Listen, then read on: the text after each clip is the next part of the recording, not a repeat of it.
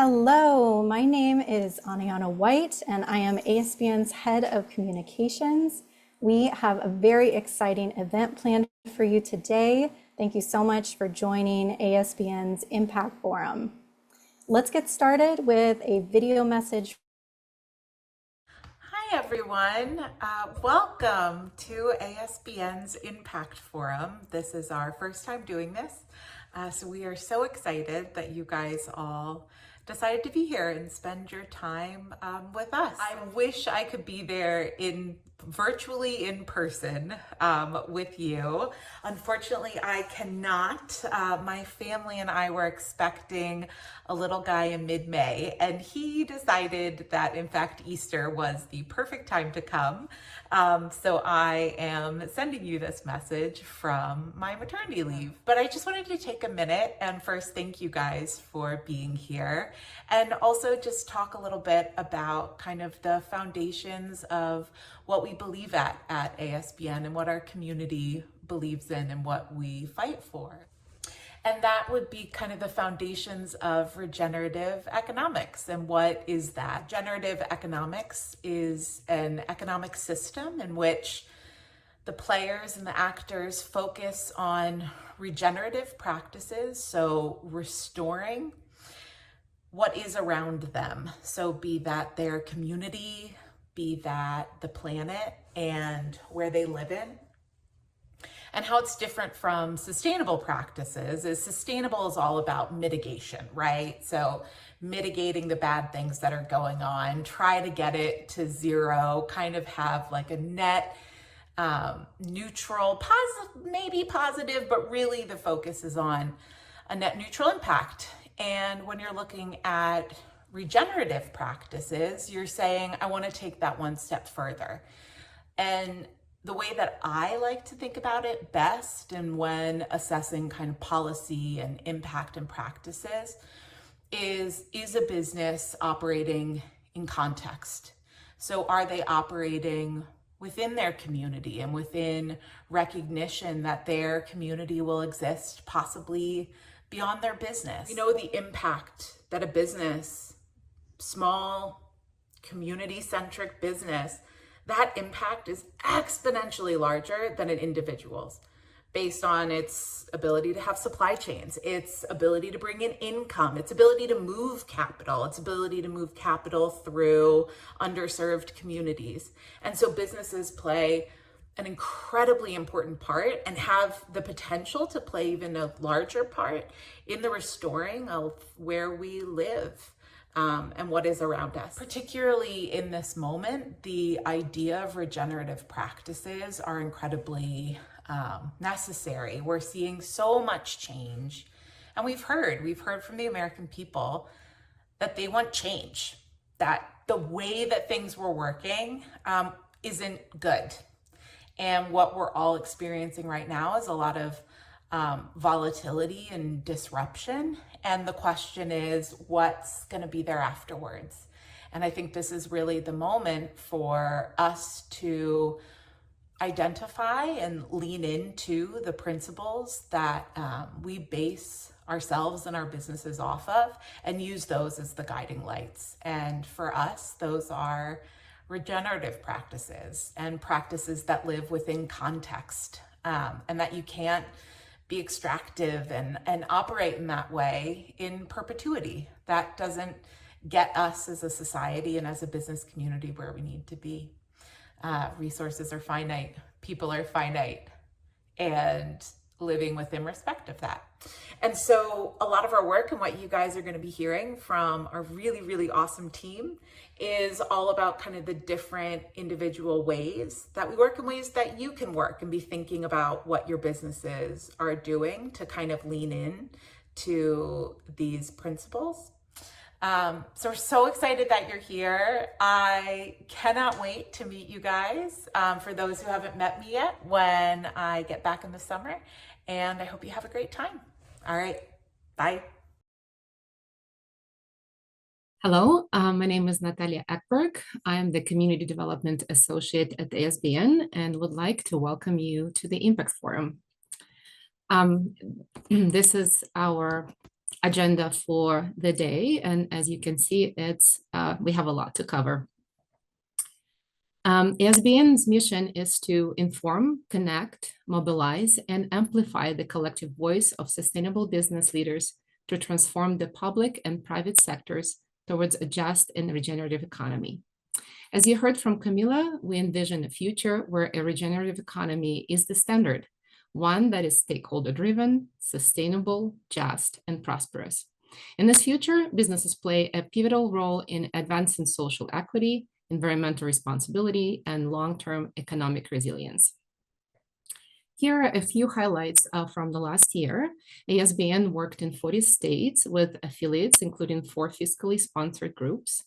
We hosted 26 working group meetings and 16 webinars to demonstrate the cross-sector business support for the policy areas of regenerative agriculture, climate and energy, clean water, business for democracy, and safer chemicals. We ran 14 sign-on campaigns on regenerative agriculture, climate and energy, and clean water, and hosted 12 in-person events to bring together businesses around the issues of clean water, businesses for conservation and climate action, and Indigenous partnerships. As the previous slide highlighted, our members receive legislative updates during policy briefs, serve on steering committees, and engage in information sharing during amplifier meetings. Next week, we'll be celebrating the National Small Business Week, which highlights the critical contributions of small businesses and entrepreneurs to the economy. There has never been a better time to get involved. I welcome you to get in touch with me at the email on the slide to learn more about membership. Throughout the event, you'll learn more about many offerings we have for your business, and I'm here to answer any questions you may have. I look forward to connecting. Hi, everyone. I'm Liza Lamana. I'm the manager of agriculture policy here at ASBN, and I'm going to share a little bit more about some of the work that we're doing. As Natalia mentioned, there are a few ways that businesses can get involved. We have steering committees for our members and businesses who feel that they want to make actual policy decisions about what we're working on and want to drive our issue areas across to focus on specific issues. For the folks who might not have as much time or might not want to talk about the specific policies, but want to learn about what we're working on and how they can get involved and how they can lend their voice to those efforts, we have policy brief calls, which we'll share more about later in the call. And we have newsletters and other opportunities to share what we're working on that you can follow along with. In governance and accountability, we have 5 key issue areas that we work on. The first is protecting democracy as an essential component of a just and regenerative economy. The second is advancing stakeholder governance models and redefining pro-stakeholders as the new pro-business. The third is accurately informing stakeholders and consumers through transparency and reporting systems that leverage advocacy and impact. The fourth is strengthening accountability mechanisms for corporate decision-making. And finally, the fifth is ensuring legal frameworks are in place for a just, fair, and free economy. One of the ways that we are working, are driving this is through our new grassroots advocacy tool. We have been collecting business stories for how businesses are sharing the good and the bad of what is happening in policies these days and how it's impacting their businesses.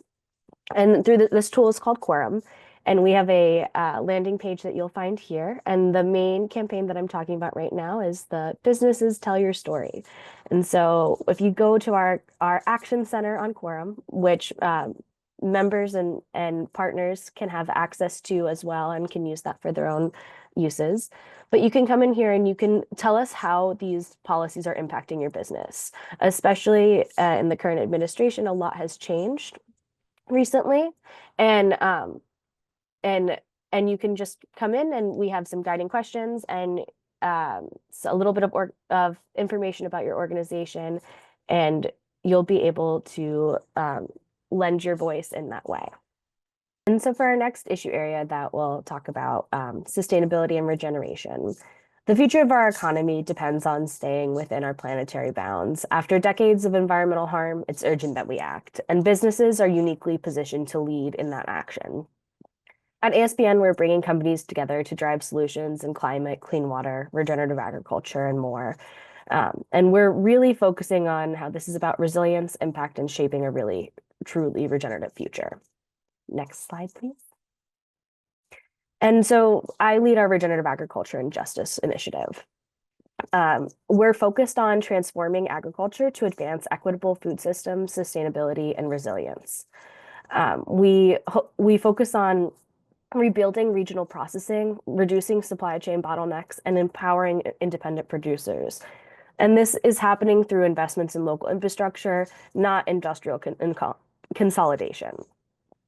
And the other area that we're focused on is incentivizing the transition to regenerative agriculture. We want policies and practices that improve soil health, cut emissions, and strengthen climate resilience, not because it's the quote unquote do-gooder thing to do, but because it makes sense for farmers and businesses throughout the supply chain. Current policy perspectives don't take that into consideration. And the last area that we focus on is support for farmers and farm workers. We want to expand access to federal programs, technical support, and fair financing for those who've been historically excluded and marginalized from the systems that are supposed to protect them. And so we have obviously focused on the Farm Bill a lot, which is a main part of policy that's driving things forward. But in recent years, the Farm Bill has really stalled and been pushed back again and again. And so while that remains one of our main focuses, we're also responding to things as they come up. We have a steering committee that I welcome anyone to reach out to me about joining. If you have specific things that you think that we should focus in on to help create this and join the conversation to help create this regenerative agricultural supply chain. And we also have a policy briefing call that we've recently launched last month. This meets every other month. It's a policy download. If you don't feel like you actually want to be discussing what policies we focus on, but want to say, sign on to a letter or share how that issue that policy is addressing might be impacting your business, that's kind of the space for you. And recently, because the Farm Bill's lagged and there have been so many ag policy changes happening on a day-to-day basis, we've looked to the state level. One of our steering committee members came to us with this state level bill in Illinois, the Deforestation Free Procurement Act. And we're collecting signatures of support for it to urge the governor of Illinois to pass it. And while it's not specifically addressing on-farm issues, or it will incentivize businesses to start procuring specifically from Illinois grown and Illinois made businesses. So we hope that this will bring back some of the domestic supply. And look out in the next week or so for our Tell Your Story campaign that will be about how you can tell your story of how federal ag policy is impacting your business. Next slide, please. And I also lead our Clean Water is Good for Business work at the national level. I'm going to hand it over to Richard Lawton, but before that, the work is really rooted in the Delaware River watershed because that provides 5% of water it provides 5% of the U.S.'s population with water. And I'll turn it over to Richard to share more there. Thanks, Liza. Hi, everybody. I'm Richard Lawton. I'm the Executive Director of the New Jersey Sustainable Business Council. We're a state affiliate of ASBN. We've been an affiliate since we were formed in 2017. And we've been a member of the Clean Water is Good for Business initiative since it began. It's led by Liza. We also have an executive committee that's comprised of other organizations in the states that are around the Delaware River watershed. So we have our sister affiliate in New York, and also in Pennsylvania, the Sustainable Business Network of Greater Philadelphia. And we work together every month. We get together and talk about the priorities for the campaign. We have a bi-monthly newsletter that's sent out to everybody who signed on initially from based on the guiding principles of the campaign several years ago. And also we'll be incorporating the Tell Your Story, how clean water impacts your business. We also present annually at the Coalition the Delaware River Watershed conferences, and we participate in their annual DC lobby days. So through the newsletter, through the presentations, webinars, op-eds, all how we work together, we kind of focus on three main goals or aspects of the initiative. They're all interrelated. The first is just making the business case for watershed protection. The premise, and then we express it in different ways and have different white papers that demonstrate how healthy local economies are actually dependent on maintaining healthy watersheds and providing clean water. The second main aspect is we work together to advance sustainable water management practices, both within businesses and municipalities. And the third is advancing related public policy and making the business case for investing in water infrastructure. So in terms of a couple of examples in terms of water management practices, green stormwater infrastructure is a big emphasis. It's a nature-based way of reducing flooding, reducing harmful runoff with toxic chemicals, and also building resilience in communities. One of our partners, GSI partners, from the Sustainable Business Network of Greater Philadelphia, they're really leading the way in this, and they have a lot of in-person events and issue reports on the benefits of green stormwater infrastructure. A lot of these have been funded by something that we're proponents of. It's stormwater utilities, which have been implemented in Philadelphia and Wilmington, and are innovative ways of raising funds that are dedicated toward investing in green infrastructure within towns that'll build resilience and are good for local economies. Another area is water reuse systems that many businesses are using to conserve water within their operations. In terms of advancing related public policy, at the national level, we tie in with ASBN's initiatives, including a lot of tie-in with regenerative agriculture, anything that was investments from the bipartisan infrastructure law, and many investments from the IRA as well.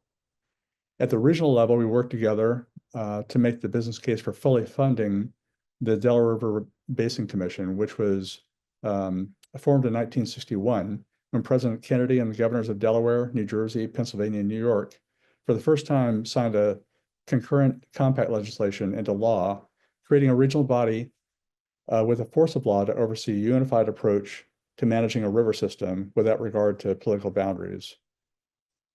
At the state level, we've been advocating for PFAS regulations, those also known as forever chemicals.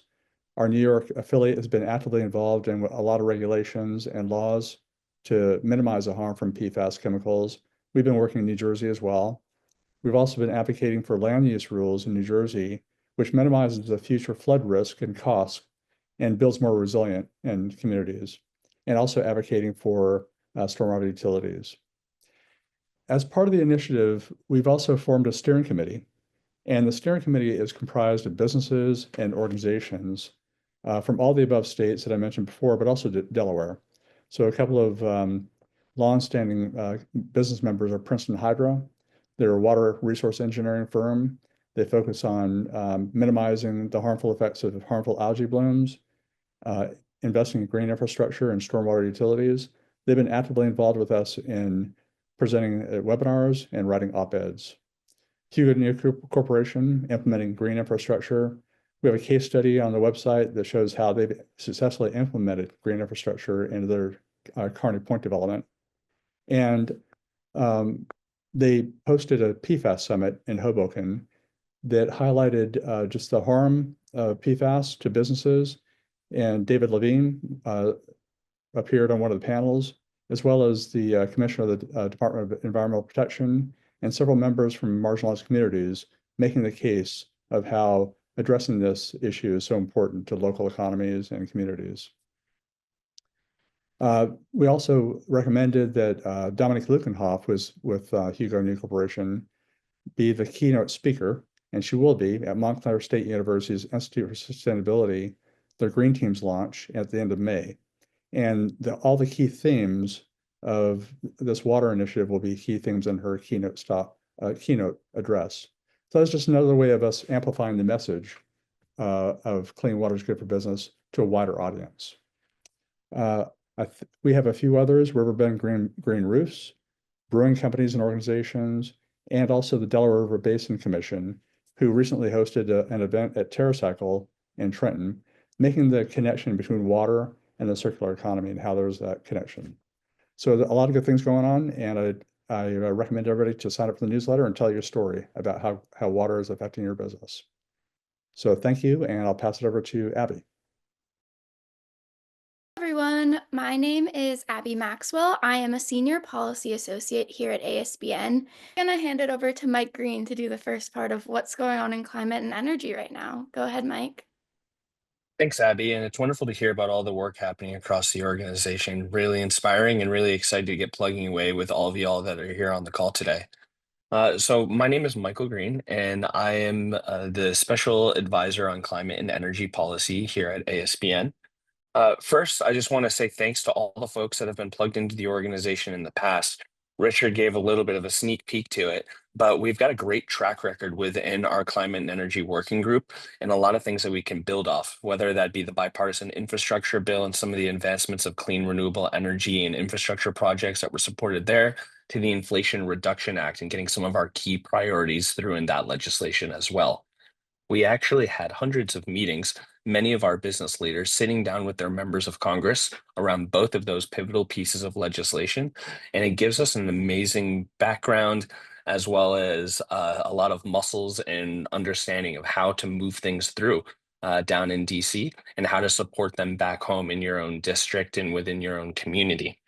So I've got one message to say about climate and energy work going into the current administration, and that is we are ready. We are ready to work with you all, and we're excited to lean on some of those previous experiences. We have the resources, we have the team, and we have the knowledge and history to make the most of what is needed at this moment. And again, just want to make sure that folks know that they can get involved with us on the issues, whether it be things at your own business. So making sure that your own business is more resilient to climate and energy and talking through what you need to do at the business level. But we know that the challenges to our climate don't just end at our own brick and mortar, right? They continue into our community. And the new administration has really made a focal point of making sure that it goes beyond our community into our natural environment right here in the United States. Looking at some of the executive actions that have been signed that support oil and gas is flagrantly against some of the values of our climate and energy working group. We have, as part of our value statement, a push for no new oil and gas infrastructure, whether that be extraction through to pipelines, here in our country. And so we want to work with you on these challenges that it might be happening in your own backyard. One of the benefits of being a national organization is if we've seen these fights happen across the country and we're able to lean into some of those experience, connect the dots, figure out what's worked maybe in Ohio that could be helpful in California, or maybe supporting things that have happened in Washington State with places down in the Southeast. I'd really encourage people to reach out and learn from some of the things that we've done over the past within this working group. We're also paying close attention to not only the things under threat, but the opportunities for wins, like the Clean Energy Victory Bonds legislation that was recently introduced that could end up putting billions of dollars back out into renewable energy infrastructure projects here in the US. And we're also making sure that we pay attention to the great wins that are happening at the state level. One thing that we saw during the previous Trump administration is that we were able to keep climate action happening within the US states and US state policy. We can't lose those advances, and we want to make sure that we're on the lookout for anything that could be federal infringement on state rights. Really look forward to sharing more information with you all, and I'll drop my email into the chat so you guys can reach out to me. I'm going to hand it back over to the wonderful Abby Maxwell. Thanks, Abby. Thank you, Mike. I just want to do a few quick calls to action here. The place where all of these great discussions that Mike was talking about, the place that you can join in on them is our monthly climate and energy policy briefs. These are for ASBN members.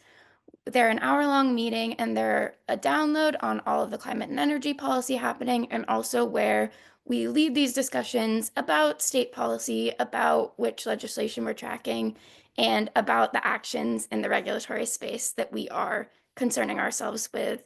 The next one is May 22nd at 1 p.m. and it is open to all ASBN members. So we really look forward to seeing you all there, hopefully. My next call to action is that I would love to replug the Tell Your Story campaign that Liza shared, and we will be publishing a sign on to call for IRA protection, specifically targeting Republican members of Congress. And so I urge you all to look out for that on our social media and on our website in the coming weeks. Next slide, please.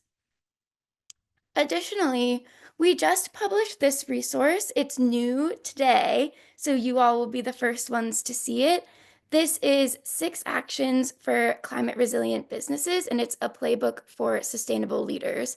This is a short 2-page document that will give you some quick tips on how you can build your business resiliency.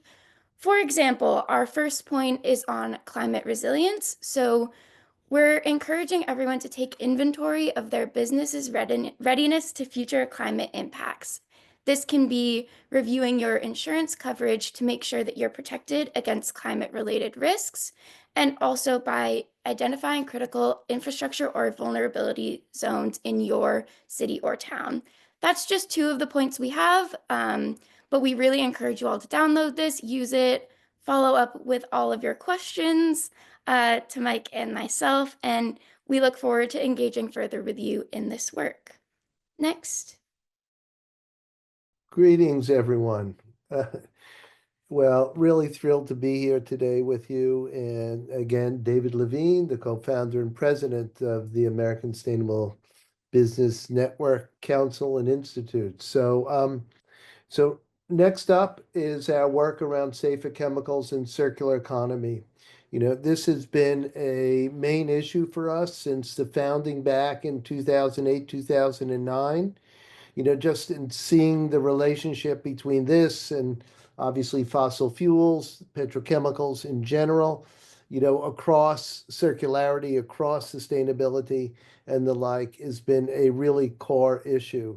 So, we're working as always at both the federal level and at the state and local level as well. And some of the current campaigns right now, one of the big ones, unfortunately, that we've had to step up on back in 2017 and then again, is really protecting EPA's Safe at Choice program, which is a voluntary program, that identifies, just the products that are safe for consumer use, very well accepted by businesses, by consumers and the like. And just to give you a sense of how this has been operating, the campaign, we actually brought together 7 different trade associations, to actually work together on this, build out the campaign, got over 300 businesses to actually sign on, submitted the letter to the EPA Administrator Zeldin, and the team at EPA have been circulating it to Congress, and really stepped ahead of the game. We knew it was named in Project 2025, and even early on, before any steps had been taken, we just mounted this campaign to let them know that businesses really do believe in safer chemicals, healthier products, and that this is one program that is actually supported by businesses across the board. So in addition to that, where we are working heavily at the state level, as you can see from the slide, we're working on the Massachusetts Toxic Free Kids Act. In fact, today we have multiple businesses that are stepping up to provide their testimony before the hearing today. And ASBN and the Sustainable Business Network of Massachusetts, our state affiliate, also submitted testimony on this as well in written form and the like. Multiple bills in New York, led by the New York Sustainable Business Council and the like, right? The PFAS bill, the Beauty Justice bill, and there's the New York Reduction Recycling Infrastructure Act. So a lot of activities across the states. We've worked in many other states over the years and are really looking to ramp up our activity. Next. So the opportunities here, how do we actually work, with businesses and the like, so you just see that part of what has always been the mainstay of ASBN's work is that we're lifting up the business perspective, right? We're not moving policy at the federal level, the state level, the local level, often because there's a business case made against it, whether it's the American Petroleum Institute, the American Chemistry Council, the U.S. Chamber of Commerce, or the like. Having our business voices, your voices, actually naming why we need to move in these directions, why we can produce safer chemicals, healthier products, drive a sustainable regenerative economy, makes a big difference, because we're going toe to toe, business perspective against business perspective. And that matters a lot. So whether we're doing this through legislation and lobbying for legislation, whether we're doing that in the media, through op-eds, through letters to the editor, but we're making or producing a number of different case studies and business case documents that we produce over the years, highlighting the work of many of our great businesses that have proved that this is very possible to do. So showing how it's cost competitive, showing how it actually is good for business, why we get the consumers that we need. So, we just really invite you into this work from any number of different perspectives. We can drive safer chemicals, safer and healthier products, and a real circular economy. Thank you. Hello, everyone. My name is Terrius Harris. I'm our Director of Indigenous Partnerships and Inclusive Economy here at the American Sustainable Business Network. And I'm so grateful to be able to speak with you all today about the amazing work that we're doing at ASBN. Starting off with our equity and inclusion, specifically, why does it matter? A just and equitable stakeholders-driven economy is one that prioritizes human well-being and inclusivity in an effort to address systemic inequities and must be supported by public policy, regulatory guiding, and a strong democracy. Building systems that prioritize shared prosperity and long-term resilience for historically disenfranchised and underserved communities is at the core of our work, as you've heard from my other coworkers throughout the time that they've been speaking. At the American Sustainable Business Network specifically, we are dedicated to creating equitable access to resource and opportunities for all, as you'll learn as we go through these next slides. Specifically, when we talk about justice, equity, diversity, and inclusion, which is better yet known as JEDI, it's a critical to our success and is one of our core principles, which we will not be straying away from. We acknowledge that the historic and systemic barriers for Black, Indigenous, Latinx, and Asian communities, women, and gender nonconforming are as a significant barrier to our collective mission. Our work requires that we place an urgent and immediate focus on JEDI, and we believe in a fully participating economy that all people must be able to access. And because of that, we have something called our equity pricing, which is an initiative that acknowledges the persistence challenges that historically marginalized communities encounter when launching and expanding their businesses. To foster greater equity and accessibility within ASBN, the program offers adjusted annual membership fees for businesses and organizations that are BIPOC-owned, women-owned, or employee-owned. And the goal is to create a more inclusive community by reducing financial barriers to participation, because we know that the more diversity that we have in our communities, the more impact that we can have and more perspectives that we can move our work and progress forward. Next slide, please. Now I'm going to talk to you about an amazing part of ASBN, which is called the Businesses for Conservation and Climate Action, which is a coalition of Indigenous and non-Indigenous community-scale business leaders in the natural resource economy, and is a primary driver of Indigenous business partnerships at ASBN. Through regularly scheduled meetings with our partners and on-the-ground advocacy within different regions across Turtle Island, BCCA partners with community-scale businesses in farming, aquaculture, fishing, and ranching to bring locally crafted policy solutions to fruition. We specifically do these things through a few different lenses. First is supporting Indigenous economic development and conservation advocacy, which I will go into a bit later as we go throughout the slides where I talk about our MOU with the Department of Interior Office of Strategic Partnerships. Second is through the business case for community-led conservation, where we believe that businesses have a significant role to play in conserving ecosystems and that substantial benefits are derived from the conservation policies that drive equitable, inclusive, community-based, and resilient conservation and responsible resource access. And then finally is through progressive natural resource policymaking, where recognizing that developing creative policy approaches to secure a positive climate future for all is a generational mission for businesses and the environment alike. We work to create visionary new policies and environmental wins that can develop and achieve and are championed with strong representation and well-constructed messaging delivered to the right audiences at the right time. Thank you so much. Next slide. And just to give you an example of what that's a specific successful initiative looks like or has looked like, in partnership with the First Alaskan Institute, Ocean Conservancy, and the University of Alaska Tribal Governance Program, we hosted an Alaska Native Fisheries Advocacy training in Anchorage, Alaska. This initiative specifically focused on providing resources for community members, specifically of Alaska Native descent, to be able to provide meaningful and impactful testimony to the North Pacific Fisheries Management Council's advisory panel and learn about future opportunities of engagement in order to make meaningful change of policies in their communities. As you can see from a few of the quotes, this is some of the impact that it had. This training has had a huge impact on my nephew. Now he really wants to get involved after going through this. I hope there's another training so I can bring youth. And then everyone is saying that your trainings are really affecting the vibes and creating a real Native presence in the halls. And that is what we would try to do through BCCA, is to not only show up on the ground to do the work, but ensure the community is embedded within that work as well. Thank you so much. Can you move to the next slide? All right, so now going a bit deeper into the Indigenous Partnerships work, I'll focus on mainly 3 different areas of work. Starting off with our ASBN and U.S. Department of Interior Public-Private Partnership.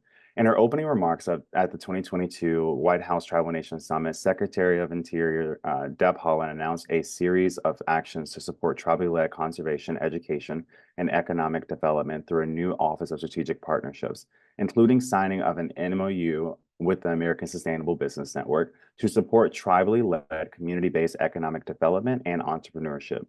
ASBN is proud to enter into this public-private partnership specifically, and has been proud since 2022 with the department to leverage our businesses and investor community to support tribally-led community-based economic development through a community-driven approach that emphasizes participatory development principles and practices. Specifically, ASBN aids tribal nations and tribal organizations in economic development, entrepreneurship, and conservation, with the intent of this partnership is to cooperate on 4 main pieces, specifically efforts to increase the capacity of tribal communities to engage and collaborate with the business community and other entities to leverage federal and tribal resources to support tribally-led community-based economic development. Second, to develop best practices and tools for fostering business development and entrepreneurship with tribal communities.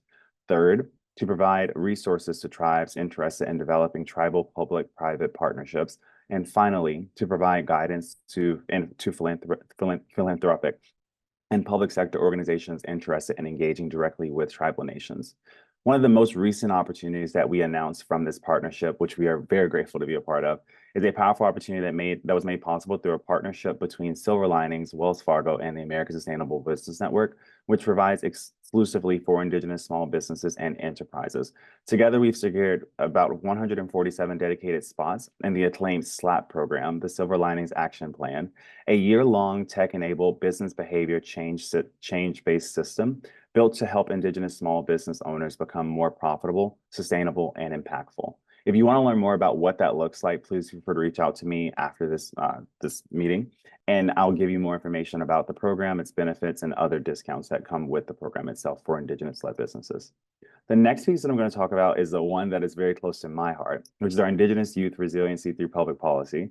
The Indigenous Youth Climate Resiliency through Public Policy program is a program of the Businesses for Conservation and Climate Action and the American Sustainable Business Network. Specifically, this is a 13-week-long initiative aimed at equipping a select cohort of 20 young individuals, a select cohort that is between the ages of 18 to 30 from diverse U.S. Indigenous communities with the knowledge and skills necessary to drive change through a policy-oriented lens.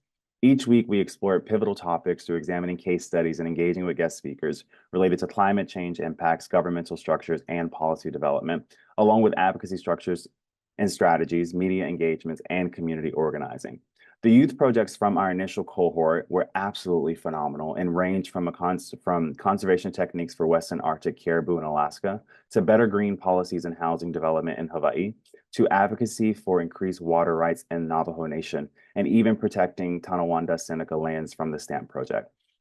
This was not only a 13 weeks of policy and work, but where the youth were able to build community that they have continued to build to get today as they maintain communication with each other and have taken their learnings from the program back to their communities.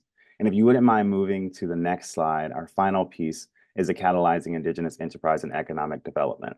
An innovative initiative designed specifically to bridge the gap between tribal leaders and private sector entities in partnership with the Department of Interior, Office of Strategic Partnerships, tribal communities, and various private sector entities are working together to connect Indigenous entrepreneurs, tribal nations, and Native-led businesses with the private sector, creating opportunities for meaningful partnerships and mutual growth.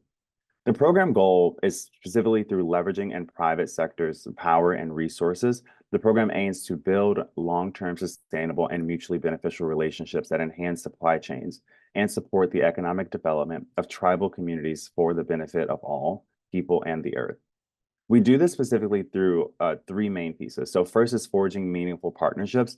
The primary objective of the SEED program is to connect Indigenous entrepreneurs, tribal nations, Native-led businesses, and private sector entities to explore and establish potential business partnerships that are mutually beneficial. Second is to enhance supply chains. A critical component of the program is to strengthen supply chains by integrating Native businesses and products by identifying and promoting Indigenous products and services that can be incorporated into existing supply chains. And finally, is to support economic development. The program is dedicated specifically to creating and supporting economic development opportunities within tribal communities. This involves assisting Indigenous entrepreneurs in accessing capital, resources, and markets necessary for their business growth. There's never been a better time to form business alliances with tribal communities. And we have realized that through the impact and success that has come through these amazing programs and partnerships time and time again. So if you're interested in learning more, I specifically invite you to set up a one-on-one meeting with me to learn more by emailing me at terrius@asbnnetwork.org.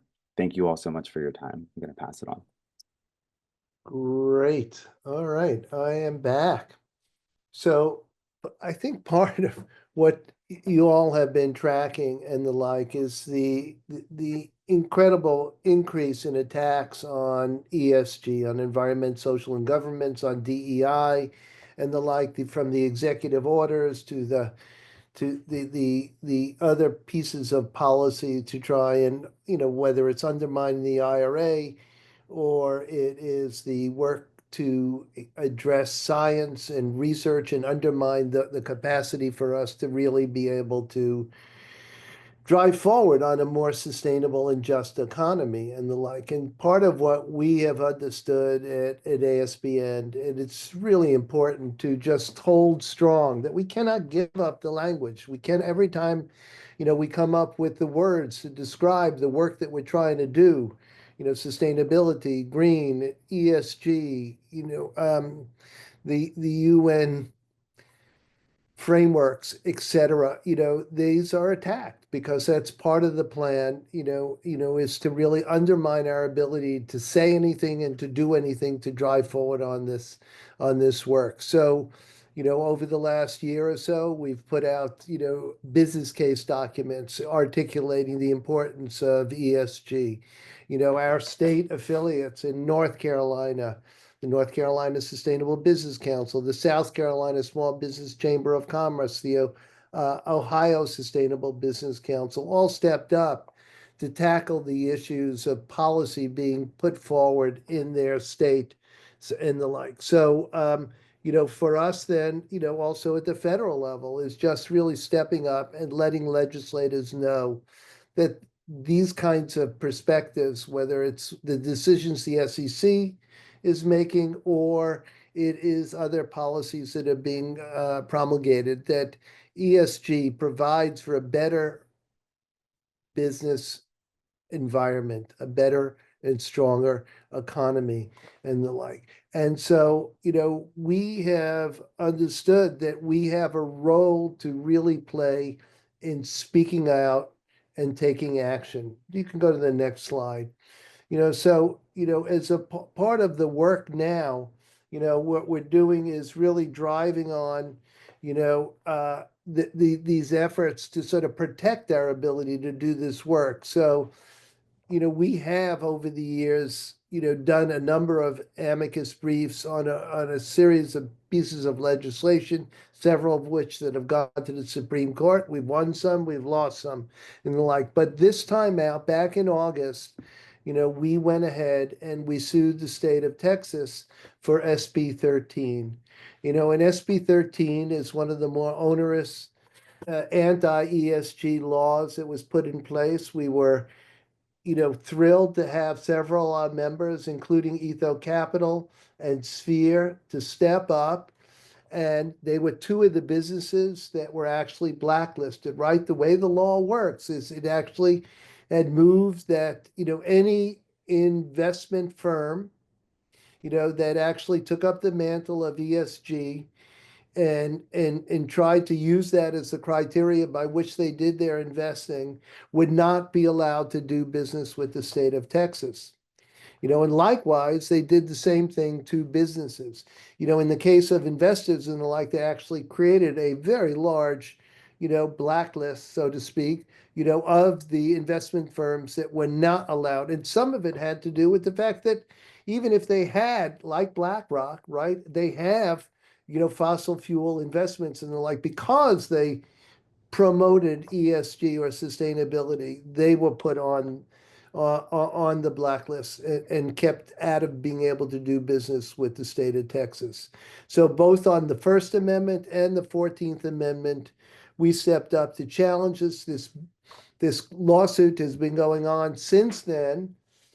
We are expecting the state, we offered, we moved forward with the lawsuit. They came back. We went back again with our next brief. They came back. We came back.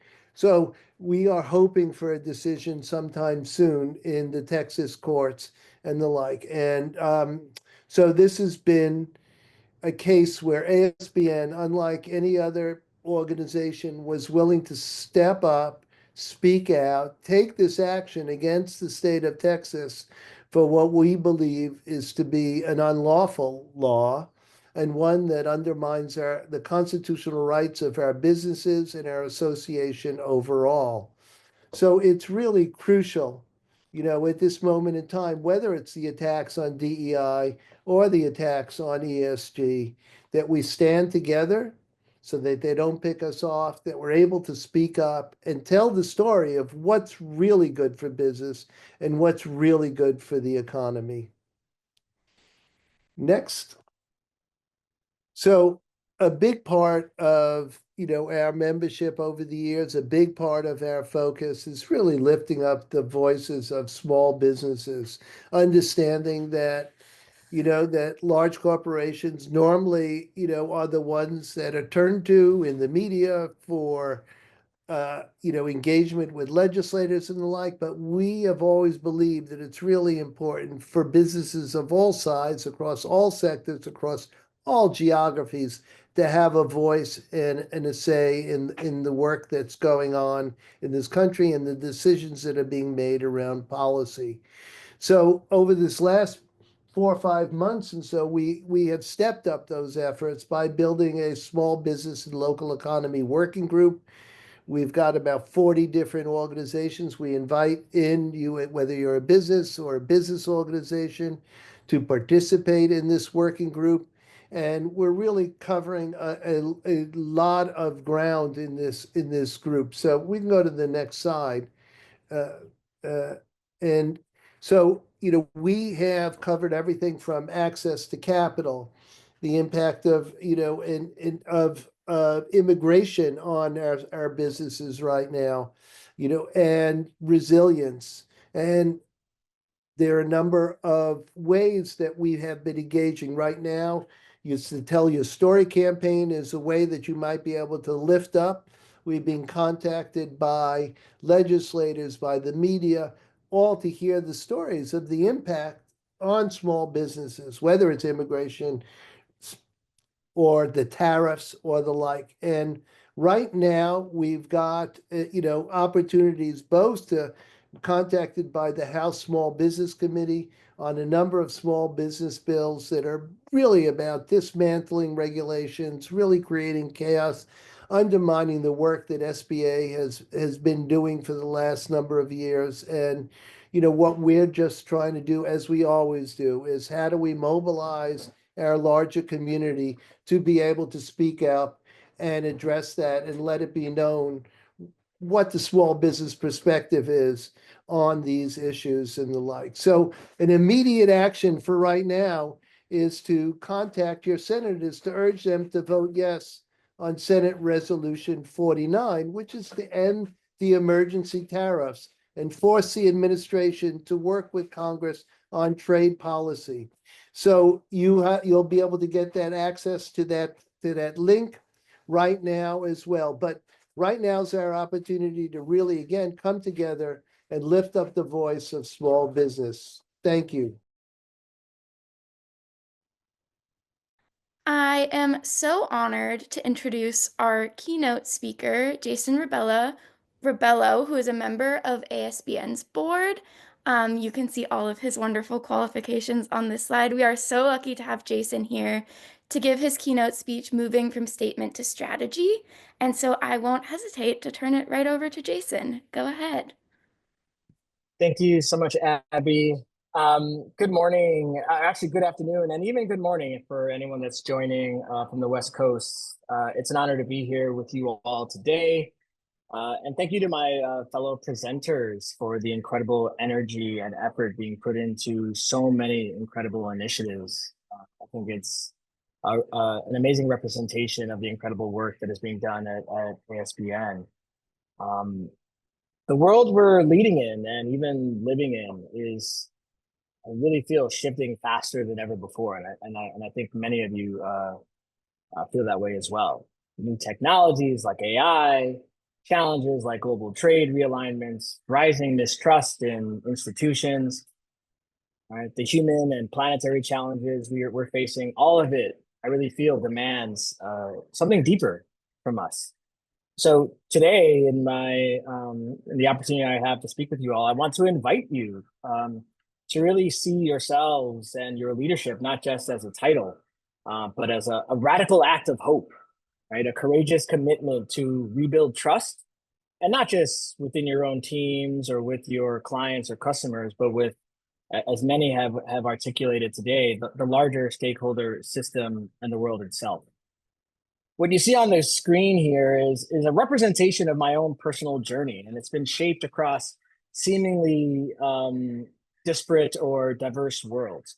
As a global strategist, as a managing partner at Firefly Inclusion, I work with everyone from Fortune 500 companies all the way to local state-based nonprofits alike. And the goal for across all of them is helping them build high-performing, values-driven cultures.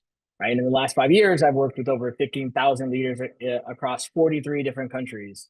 And as a fractional domain expert for Rebel Ventures, I get to work with high growth tech startups where, innovation is real-time survival, and everything in the macro to the micro has an impact on their opportunity.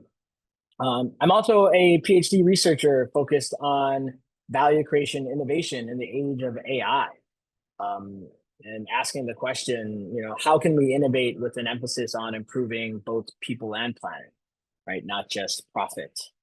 I'm also a father, a husband, a brother, and I take all these identities into account because they form my framework or lens, which is grounded in Buddhist. I'm a Buddhist practitioner. It's grounded in regenerative dynamics, because that is a framework I operate from, along with conscious capitalism, and again this global worldview and philosophy. And the reason why I share all those things is, again, this forms my perspective, and as I process the realities that shape things like trust, value, and leadership today, I think it's important that we understand and are able to articulate our own framework and lens across all our various dimensions of difference that make an individual, but also so that we can ask others and understand what other people's frameworks, values, what their lens is.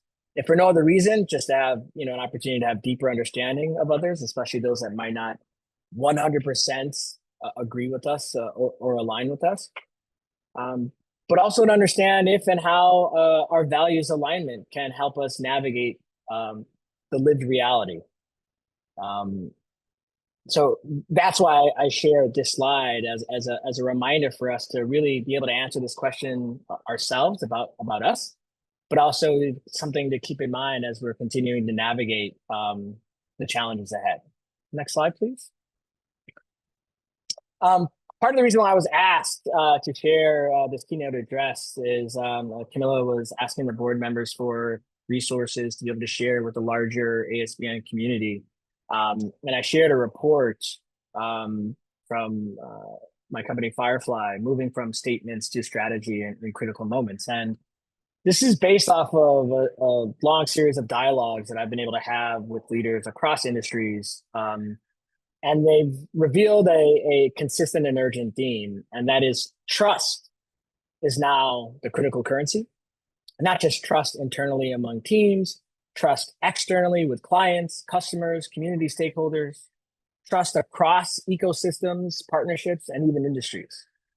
Without trust, there's truly no amount of strategy that can stick. That is my fundamental belief, and what many of these leaders have shared themselves. Without trust, our attempts at disruption ends up becoming destruction and not innovation, right? So in this report, in addition to other resources that will be shared with you, our emphasis is for all of us, how do we increase trust, right? And we have this trust equation here that you see, credibility, reliability, intimacy, and self-interest, right? So credibility, and this is the arrow up, is we have to, in order to increase our level of trust, we have to increase our credibility. Well, credibility pertains to our knowledge, our expertise regarding whatever it is that we're talking about. People need to know that we're showing up, we've done the homework, so to speak. We need to increase reliability. Well, what does that mean? Well, that really speaks to our consistency and how we show up and engage, right? It's about what we say aligning and matching up with our values, our stated values, right? Intimacy, which is another word for vulnerability. This is really about psychological safety. Are we fostering and creating spaces where people can really feel accepted with acknowledging room for everybody to grow, right? And this most important one is self-interest has to go down. We have to reduce our self-interest. And what does that mean? Well, that means that people need to know that what we're asking them to do, what we're asking them to participate in, the movements we're asking them to join, or the companies or organizations we're asking them to support, are invested as much in their success and well-being, and not just our own, right? We're not approaching them as a disposable cog or just an opportunity for profit gain. Right? And when you're able to focus on really moving or improving your trust score, you get an environment with some incredible experiences. The research shows 74% less trust, 106% more energy, 29% more satisfaction, 40% less burnout, right? 50% higher productivity, and 76% more engagement for organizations that are considered high trust. And I think that's a really important dynamic. All those dynamics, I think if I asked each and every one of us, if we wanted 106% more energy at work, 40% less burnout, 76% more engagement, we would all, immediately raise our hands and say, yes, please sign me up for that. And the truth is that the way to unlock that is through this type of formula, through focusing on trust. And more importantly, focusing on where are the levels that we need improvement as individuals, as individual leaders, and then even as organizations. Where are the opportunities to increase our own trust metric? I saw a recent Gallup poll today that just came out. If global workplaces achieved full engagement, right? This is a measurement of engagement, and I think last year was at 24% of employees are fully engaged, and it dropped for the second time in 12 years, and it dropped down to 21%. So only 21% of workers are fully engaged. The last time there was a drop was literally in the middle of COVID. Those are the only two times that there's been a drop in engagement. And the reason why that's important is because they assign that metric and they say if global workplaces achieved full engagement, full engagement, right? Right now it's at 21%. If it achieved full engagement, it would add up to 9.6 trillion to the global economy. 9.6 trillion, right? Roughly 9% of GDP. So thank you. Next. So what that really means is we have an opportunity as leaders, as entrepreneurs, and as change makers to really utilize our businesses, our organizations, our ventures as a form of engaged resistance, or to ask ourselves, what does that mean for us? And for me, it means, consciously choosing to center people, planet, regenerative business models, and build high trust movements, high trust programming, high trust teams, high trust organizations. Right? It means refusing to be just a passenger on this crazy ship that's being steered only by profit or volatility, as Camilla brought up earlier. It means really being intentional about architecting frameworks where things like creative coexistence, human dignity, and regenerative practices are not just afterthoughts, but really core design principles. And not just for us as ASBN, as a community, but what does that look like in your own individual businesses, activities, and engagement with your community? Next. Because we're trying to rebuild trust on truly uneven ground, right? We're literally living in a world where even videos and pictures, which were once reliable witnesses of reality, can now be manipulated.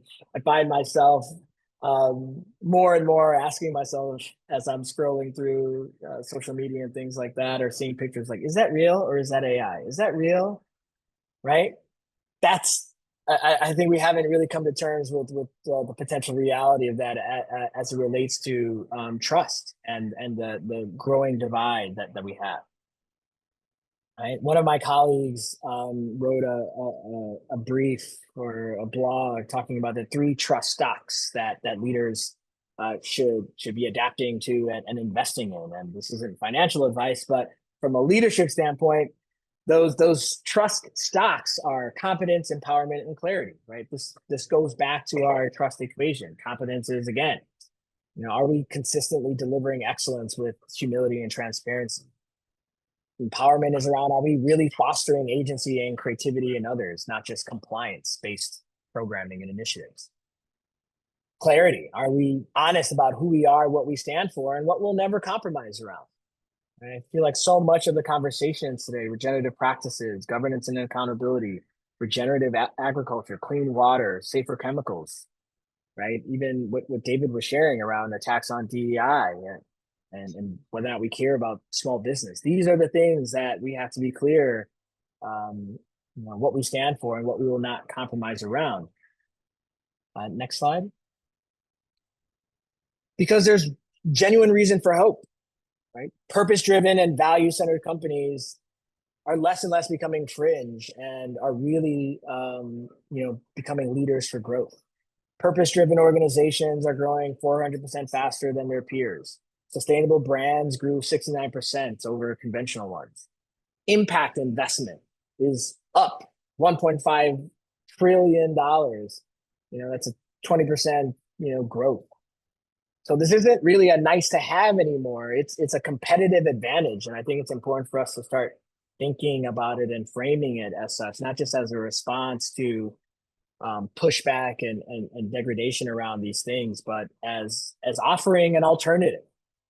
One side is offering this, we're offering this as a competitive advantage. What does it mean to be purpose-driven or support purpose-driven organizations? What does it mean to support sustainable brands, or, to Camilla's point, regenerative brands, right? Like, that's our opportunity, so that those who see their organizations and businesses not as extraction, but can operate from a place of transformation. Next slide, please. So again, how do we do this, right? How do we adapt? How do we manage the tectonic plates that are shifting beneath our feet as organizations, small businesses, and even large organizations trying to navigate?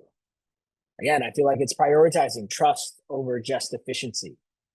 It's really about elevating that emotional intelligence not just as, again, a nice to have to be, oh, I'm a nicer leader. It's about having this strategic skill, right? Emotional intelligence is a strategic skill. How do we embrace regenerative and high trust initiatives and strategy instead of just zero sum competition, right? How do we commit to value creation as the ultimate, metric, the ultimate KPI? Next slide. As I mentioned earlier, I'm Buddhist by spirituality and philosophy, and what that means is, for me, is that I believe that every human being possesses genuinely infinite dignity, wisdom, and creativity, and it's about a process of unlocking that and creating the space for that. And our challenge is not just a political one, it's not just a governance one, it's not just a technological one. I really feel like as we move forward, it's a philosophical or ideological one. What type of world do we want to help build? I think Camilla, in her opening video, was really, really powerful and clear about what we're experiencing is the groundwork for having the opportunity to actively play a part in shifting from whatever the status quo was to what we want to create and build, right? And it might seem like everything is under attack, and many things absolutely are. I don't want to diminish that, but I also think it's important for us to flip our own view, because in a fractured world, we can be bridge builders. In a volatile economy, we can be architects of resilient ecosystems. In an era where trust feels scarce, we can make it abundant. Not because it's easy, but because it's necessary. So to close, my call to action is for everybody on this call to truly live your values and choose your community. And if you feel like, after listening to all these incredible initiatives and programmatic efforts and energy that is being put forth by all the incredible team members at ASBN, if you feel like these things are values aligned, we're excited to have you join our community and join our efforts in whatever way you can. So with that, I want to thank you all for your time and attention. And I think we have a poll and then some Q&A coming up next. So thank you all so much. Hi, everyone. If you missed me at the beginning of today's event, I'm Anayana White, the head of communications at ASBN.